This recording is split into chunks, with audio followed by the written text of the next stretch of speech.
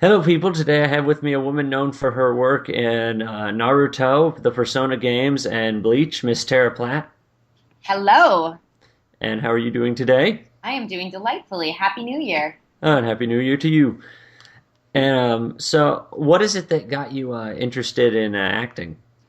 It's sort of a funny story. When I was a little kid, I would go see plays with my mom, but I really thought that what I wanted to be was a doctor when I grew up. I was very, very passionate about science, medicine, all sorts of things medically related. And that was what I thought my path was going to be. And then, as my dad sort of had his midlife crisis and decided to, instead of be an aerospace engineer, he really wanted to be a doctor, he went back to med school. So my mom and I got to watch him go through school. And during that time, A, I realized that maybe medicine really wasn't my bailiwick. And then B, I realized how much I loved theater and acting. And that's when I started to get involved doing plays when I was about 9. And from there, it was just, that's my true calling. Hmm. Sure, I'll be happy to play a doctor on television. And again, you've done voice acting as well as on screen. hmm And what is it that made you want to do like voice acting? Well, that's interesting. My my original, once I decided that I wanted to be an actor, was all about the stage. And so doing plays and being in live theater was really where I was focused. And then when I finally went to college and started exploring other facets of the entertainment industry, I realized that there was a lot of fun to be had in doing on-camera work because much like theater, you're in costume and you're with the sets and the props and the other actors, and you're very involved in the whole world building in that sort of way. And that's very exciting to me personally because part of my sort of thematic as an actor is putting on costumes and disguises and going into alternate realities. And so within that, a lot of what you think of as television, film, and theater is all about putting on the costumes or disguises and going into these alternate realities. Hmm. And so I never really considered voiceover. And having grown up without a television, I didn't watch cartoons growing up. That was never part of, I didn't play video Hmm. games. That wasn't part of my history or what I had experience with. So I just never considered it as a thing. I didn't really know people did it. I mean, I Hmm. knew that there were cartoons. I mean, I saw the occasional, I don't know what was the American Tail with Feifel the Mouse and things like that at the movie theater, but they were all just like feature film movies that were animated. And I didn't realize that that was really a job. And then once I graduated college and I moved to New York and I was acting there doing theater and television, and then I met Yuri and we moved out to Los Angeles, we were just looking for jobs as actors. And that's sort of how the whole voiceover thing came to be because we were trying to, weigh our options and figure out how we could make ends meet and be able to put food on the table. And I was like, what other jobs do actors do? Hmm. Okay, these are the things that I know of that actors do. How can I utilize my BFA in theater arts from, London and New York and all that? How do I do this? And voiceover just sort of popped into mind. And I was like, I don't know what that is, but I think they do that. And so we took a class, and from that class, he booked jobs almost immediately. And then I started working quickly thereafter. And I realized that it still utilizes all the things that I'm trained for. The same training that I had for voice for stage, I can use behind the microphone. It's all about creating the character in the world. It's all just acting. And when people say it's voice acting, it's because all they hear is your voice, but you're still acting. So it was a very easy transition, and now it's exciting to add that to my sort of repertoire of all the things I do. Hmm. And I'm curious, what's it like? Because you're married to Yuri Lowenthal, who's hmm another big voice actor. And what's it like? Is it weird, like working with your husband together, like on a show or something? No, I love it. I mean, I like him a lot, so I always relish the opportunity to get to hang out with him, and I think he's super talented. So it's very fun and exciting for me to get to bear witness to him doing his work. And so it's always a thrill when we get to work together. Although often, more times than not, when we're doing voiceover, we never really see each other because even when you're working together, and that was me doing air quotes, which you couldn't see, but even when you're working together on the same title, you rarely are actually recording together unless it's an original animation series where you actually do like a table read around the table, sort of with all your microphones together. So It's exciting to get to work together, and I will say it's a lot of fun when we get to watch things that we've both gotten to participate in. That's fun, but I like him, so I like working with him. I mean, clearly I like working with him. We started a publishing company together. We have a production company Hmm. together. We do a lot of creative endeavors together because we like each other and we like each other's aesthetic from a creative aspect, and we do like working together and spending time together. So we're fortunate in that sense, I guess. Hmm. And I'm curious, what are some of your favorite roles that you can think of? Oh my goodness. Now, are you speaking specifically for voiceover or any role? Well, both. Well, I know this is sort of a trite answer in the sense that I've used it before, but there is something about every character that's sort of touching because it's in a way like your children. There's something you've learned about yourself by playing it. So getting to play Temari for so long and grow with her through the series has really been quite an amazing journey. Temari from Naruto. But I also, I mean, like, how crazy to get to play an iconic character like Wonder Woman. Like, that was pretty awesome. Even though it was just sort of a one-off video game, I really enjoyed that opportunity in Hmm. DC versus MK. And then when I start to look at some of the stage things I've done, I got to play Juliet, directed by John Delancey at the Ooh. Pasadena Civic, and that was just a phenomenal experience. And it was amazing because he had the show going, and they lost their Juliet 2 days before they were going to go up. And he reached out to me because we'd worked together before, and he knew that I was good on stage and I did Shakespeare really well, and he liked working with me. And he reached out to me and he said, I have a crazy proposition for you. Do you think you could do Juliet in 48 hours? And I was like, well, I know the play because I've read Romeo and Juliet. Who hasn't? But I've never performed it. So, yeah, let me memorize and do the entire play of Romeo and Juliet in 48 hours. And I did it to a standing ovation, which was really amazing. And the most touching part of that experience was the woman who had originally played Juliet on Broadway was there, and she was in a wheelchair and she was in the back of the house, and they asked me to go talk to her afterward, and she had tears in her eyes and she said she never understood the role until she saw me play it. And I Oh. things like that are just like they're milestones in your life and your career because things like that don't happen every day, and when they do, it's really really meaningful. And so I've had some really amazing experiences like that as well. And we're talking Q from Star Trek, John Yes, Delancey. John Delancey, yes. Like, were you aware of that at the time? Yeah, I knew who he was, although we were friends because we had worked together. He had directed me in a few Shakespearean things, and we had become close friends. And he's actually written roles for me in several of the shows he's written. So we're good friends, and I really admire him and respect him a lot. He's an amazing director. Hmm. And what is really the process? Because I've noticed you're starting to do some Western work. You were on Ben 10 Omniverse. You were in Sure. Legion of Superheroes, Hmm. and but you're also a big anime voice actress as well. And what's really the process between the two? Like the difference mainly. Mm. Well, the process when you're doing an a dubbed sort of show that's already been created, it's maybe Japanese dub or Korean or whatever, you are stepping into the shoes of another actor that has performed the role before. They've already got it all recorded. The whole beginning, middle, and end is laid out. Things are timed out for vocal flap, when the mouth is moving on screen and things like that. So you kind of are doing a little bit of the whole rubbing your belly and patting your head at the same time kind of thing, but it's all with technical vocal technique. So you're trying to maintain your breath and the character and the timing and catch the hitches, but still sort of create the same type of emotional moments and beats that the original actor has in the show to make it all make sense, right?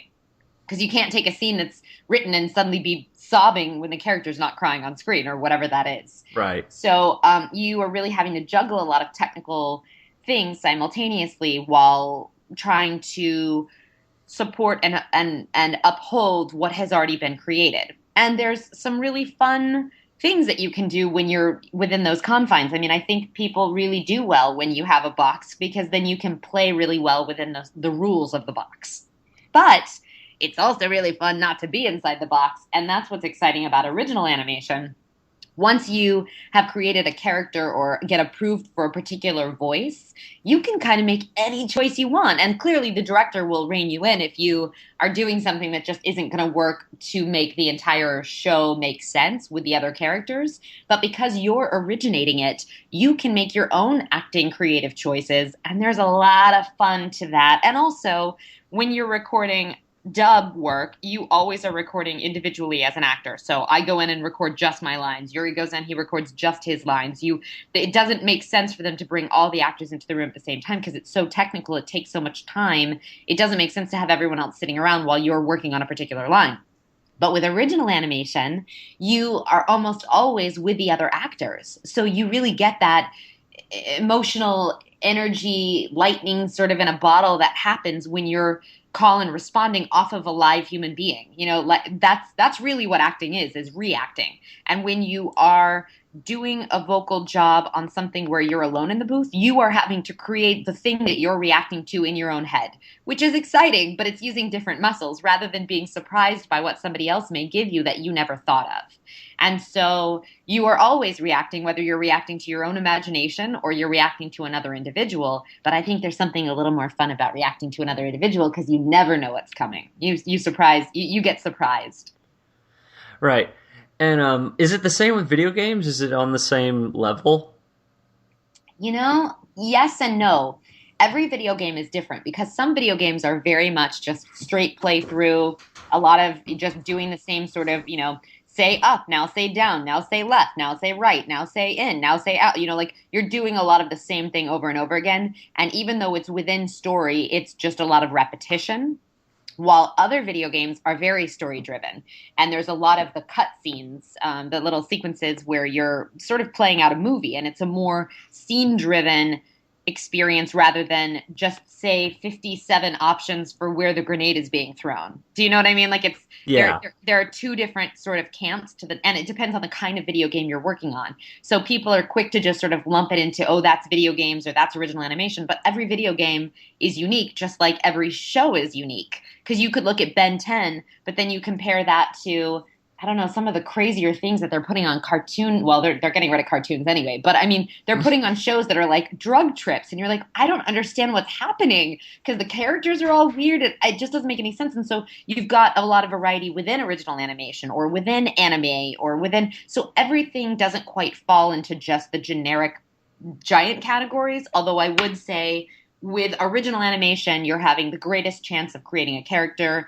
With anime, you are having to step into someone else's shoes. And with video games, you're kind of in the middle because you're creating your own character, unless you're doing a dub video game, which obviously is more like anime. But if you're doing an original video game, you are still getting to create that character, which is awesome. But you're also still trying to adhere to how the gameplay is working. And so, like with video games, like I'm trying to think, Saints Row. Do you know the video game Saints Row? Yeah, yeah. Okay, so when we did Saints Row 3 a couple years ago, there are 6 different player characters that you can select to be the player that you play through the game. And I happened to play one of those characters. Troy Baker played one of the characters. Laura Bailey played one of the characters. So you could select a lot of different people that you could play as your player character. Well, the video game designers and developers had to make a decision to record one of the people first because you can't record us all simultaneously. And they happened to record Troy first. Well, since they recorded Troy first, then they had to start to match all the other timings for the in-game things to that character so that they could actually build the game. Because if you don't know what the timings are, it doesn't make sense if you're changing out which character. You know what I mean? If you're having the option to play Yeah. 6 different people, if you say, hey, what's going on during that time, the other character has to be like, howdy, what's up? But it has to fit into that because if they give you a much longer thing, it won't work into the cut scenes. So there's this element of having to sort of match it. So then the rest of us actors were having to match the timing that he had created. So we weren't clearly saying the same thing because our character wouldn't speak like his character spoke. But so you're doing a little bit of both at the same time while still trying to adhere to creating your own original character. So it's fun. It's always a little crazy and it's always a little exciting, which is what keeps us all on our toes, I think. Yeah. And crap, I just blanked. Oh, that's okay. Right. I noticed I was looking at IMDb. You did a series. It was like a travel series called Up, Up and Away. Oh yeah, we're still working on that. Yeah, and it's a travel show, correct? Like you just go Yeah, to yeah, different it's totally a locations. travel show. And what's it like doing that? Like Oh traveling my to all the God. different countries. Oh my God, it's so much fun. So yeah, so that was something that Yuri and I started working on, I guess now technically it was a little over a year ago. And it's been really cool. We went to Thailand, we went to Cambodia, we went to Australia, which is going to be coming out. The episode for Australia will be coming out soon.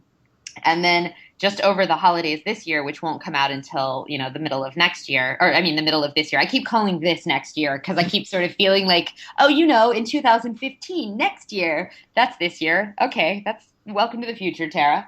But Right. we also went this year. We went to Spain and we went to Morocco. We went to Austria and Vienna in Austria and Prague in the Czech Republic, and we went to Paris. So we hit a lot of cities, which is very exciting and also very exhausting. But we have a lot of fun with that, and it's fun to do something that brings out a little bit of more who we are rather than us playing characters. So that's kind of cool. Right. And I gotta say, thank you so much for letting me interview you. Oh, absolutely, my pleasure. Is there advice you can give to people that are interested in joining or, well, becoming actors, really? Yeah, if you want to become an actor, make sure that what you're excited about and what your vision of being an actor is not just this idea of what you think being an actor is. It's not just about, I don't know. I think when a lot of people think of being an actor, they think of people on magazine covers or people doing interviews on late night talk shows or whatever that is in their minds. And they're not thinking about what being an actor is. If you ask somebody like, what is being a doctor? They go, oh, well, they help patients or they do surgery or something. And they sort of have an idea of what that job itself is.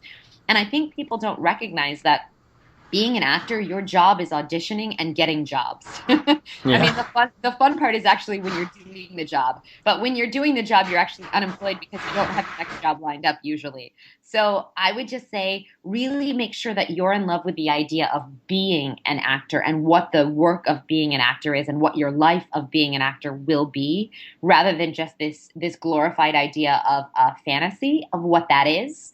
And if what you really want is to be on a magazine cover, do modeling. Or if what you really want to do is be interviewed, become a host. Or, like really try to narrow down what the thing is that you get excited about and follow that. And the other thing I would say is don't let anyone get in your way. Don't let anyone tear you down. Don't let anyone dampen your passion and your flame to pursue something that's important to you. Because it's very easy in this world, especially I think in the tech age that we're living on the internet and in everyone else's lives all the time. I think it's very easy for people to get very negative and to be very judgmental and to everyone's a critic. It's very easy to go, oh, that movie sucked or that script sucked or that book was terrible or that person's ugly or whatever. Yeah. Everyone's so judgmental online because it's so easy to do that. But it's really hard to make things and it's really hard to be creative and to be self-generative and to get out there and get up every day, get punched down every day and get back up and keep going. And so know that you have to be the fuel in your own fire and you have to be the one that's going to take you through your life because there's no you like you. You're the only one, you're unique. And so don't let anyone else dampen that. If there's going to be people that I hate the term haters, but if they're going to be haters, let them hate, let them go off and let their flames boil wherever they need to boil, like do your own thing and make choices that make you happy because that's all you can really do is try to be the best you in the life that you get. So Hey,